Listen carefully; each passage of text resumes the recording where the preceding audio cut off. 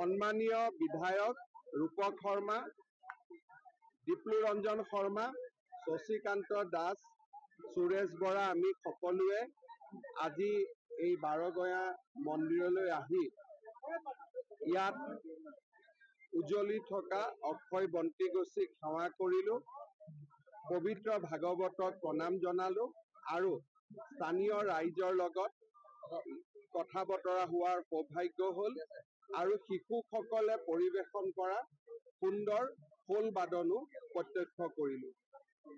যোৱা কিছুমাহ আগতে এই মন্দিৰলৈ আহিছিলো। মন্দিৰটোৰ অৱস্থা খুবেই বেয়া হৈ আছিলে। ঐতিহ্যমণ্ডিত এটা অনুষ্ঠান আছিলে। চৰকাৰৰ ফালৰ পৰা কিছু সাহায্য আগবঢ়োৱা হৈছিলে। সুন্দৰভাৱে এই অনুষ্ঠানটো নিৰ্মাণ কৰা হৈছে।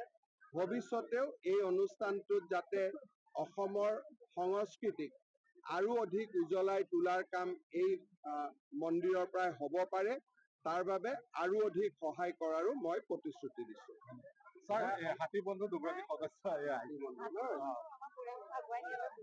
মই বাজেটতো এবাৰ কৈছো, তোমালোকৰ লগো পাম বাৰু। তেওঁলোকে কমলা পাহাৰ সেউজ কৰি পেলালে।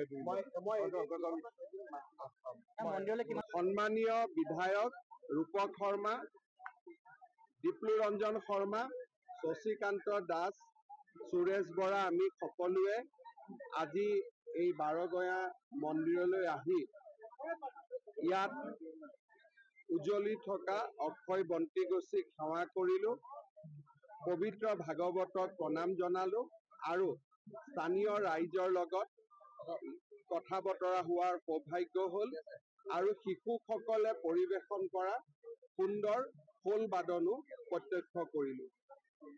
যোৱা কিছুমাহ আগতে এই মন্দিৰলৈ আহিছিলো। মন্দিৰটোৰ অৱস্থা খুবেই বেয়া হৈ আছিলে। ঐতিহ্যমণ্ডিত এটা অনুষ্ঠান আছিলে। চৰকাৰৰ ফালৰ পৰা কিছু সাহায্য আগবঢ়োৱা হৈছিলে। সুন্দৰভাৱে এই অনুষ্ঠানটো নিৰ্মাণ কৰা হৈছে। ভৱিষ্যতেও এই অনুষ্ঠানটোত যাতে অসমৰ সংস্কৃতিক আৰু অধিক উজ্বলাই তোলাৰ কাম এই মন্দিৰৰ পৰাই হ'ব পাৰে, তাৰ বাবে আৰু অধিক সহায় কৰাৰো মই প্ৰতিশ্ৰুতি দিছো।